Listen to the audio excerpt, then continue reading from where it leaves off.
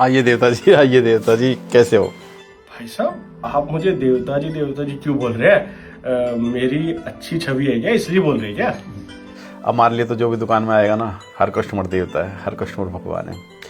देवता जी सबसे पहले आप ये बताइए, चाय लेंगे या ठंडा? इतना फोर्स कर रहे हैं तो चाय ले लूंगा। परविंदर 2 कप चाय लेना। और घबराना नहीं है, चाय के पैसे नहीं लूंगा आपसे मैं। अच्छा। ठीक है, ये मेरी तरफ से है। आप इतने प्यार से पेश आ रहे हो, सारे कस्टमर के साथ आप ऐसे ही पेश आते हो क्या? ये एक छोटी सी कहानी है, अगर आपके पास टाइम हो तो सुनाऊं। लेकिन कहानी सुनाने से पहले मैं आपको एक बात कहना चाहूँगा। आपको मेरी पूरी बात सुननी पड़ेगी। अरे पूरी सुनेंगे भाई साहब। चाय लीजिए। हाँ, सुनाइए। दरअसल ये उन दिनों की बात है जब मेरे पास कोई रोज़गार नहीं था। मैं बहुत परेशान था, यहाँ तक कि मेरे घर में ना खाने के लिए कुछ राशन भी नहीं था। समझ में नहीं आ रहा था मैं क्या करूं। बस इसी सोच में था कि इस तरीके से कहीं से राशन का इंतज़ाम हो जाए और बच्चों को कुछ खाना मिल जाए। यही सोचते हुए एक दिन मैं सड़क पे आ गया और अचानक एक बाइक वाला मेरे सामने आया। मैंने उसको हाथ दिया।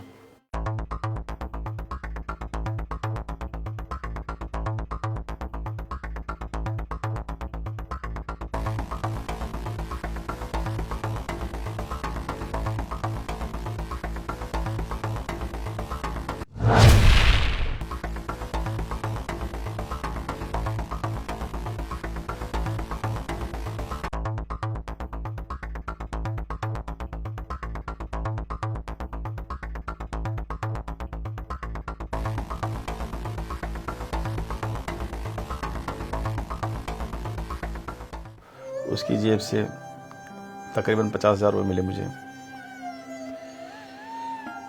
तो कुछ पैसों का मैंने घर में राशन भर दिया और कुछ से ना ये कपड़ों का छोटा मोटा बिजनेस स्टार्ट किया। लेकिन मैं पेशावर चोर तो था नहीं। मुझे ये चीज़ है ना मन ही मन सताने लगी, परेशान करने लगी कि ये मैंने गलत किया। ऊपर वाले को हाजिर नाजिर मानकर मैंने माफ़ी मांगी कि मैंने जो किया गलत किया। फिर धीरे धीरे मेरा ये काम चल निकला। पर एक दिन मुझे रात को ख्वाब आया जैसे मुझे कोई कह रहा हो कि तूने जिसके पैसे निकाले ना वो पैसे वापस कर दे। मैं हड़बड़ा के उठ गया अचानक। फिर थोड़ी देर बाद सब कुछ भूल गया। लेकिन वो सपना मुझे रोज़ आता रहा। रोज़ मुझे वो आदमी कहता रहा कि उसके पैसे लौटा दो, उसके पैसे लौटा दो। मैं परेशान होने लगा। फिर मैंने उसको ढूंढना शुरू करा, लेकिन बंदा मिला नहीं मुझे। ऊपर वाले से यही दुआ मांगता है, ऊपर वाले मुझे माफ़ कर दे, जो मैंने गलती करी ना इसके लिए मैं ना सारी उम्र पछताता रहूँगा। और कोई ऐसी सूरत पैदा कर कि वो इंसान है ना मुझे मिल जाए। और एक दिन खुदा ने मेरी सुन ली, आपको मेरी दुकान पे भेज दिया। यकीन नहीं मानोगे अब मैं आज कितना खुश हूँ। लीजिए, सबसे पहले तो अपनी अमानत संभालिए। दरअसल बात यह है कि ये पैसे मेरे नहीं थे, मेरे पास भी किसी की अमानत थी। पर जेब में मेरे थे तो मुझे तो देने ही थे। पर जब ये पैसे चोरी हुए ना तो मैंने उस चोर को ना बद्दुआ नहीं दी। मेरे मुंह से यही निकला कि जा चोर, भगवान तेरा भला करे। मुझे लगा कि शायद उस चोर को ना मुझसे कहीं ज़्यादा ज़रूरत होगी। और मैंने भाई साहब सारी ज़िंदगी ना ईमानदारी से पैसा कमाया, कभी भी ना आराम से पैसा कमाने की कोशिश नहीं की है।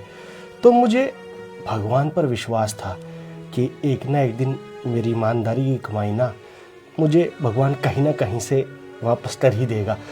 और देखो आज वही दिन है, भगवान ने वो पैसे मुझे वापस करवा ही दिए।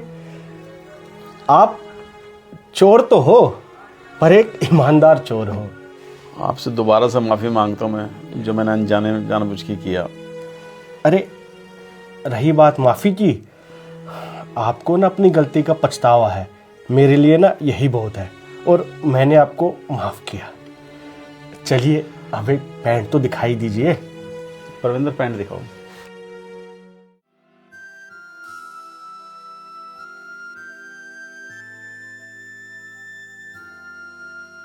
ये कर दीजिए। कितने की है? 1000 रुपये। परविंदर डाल। लीजिए।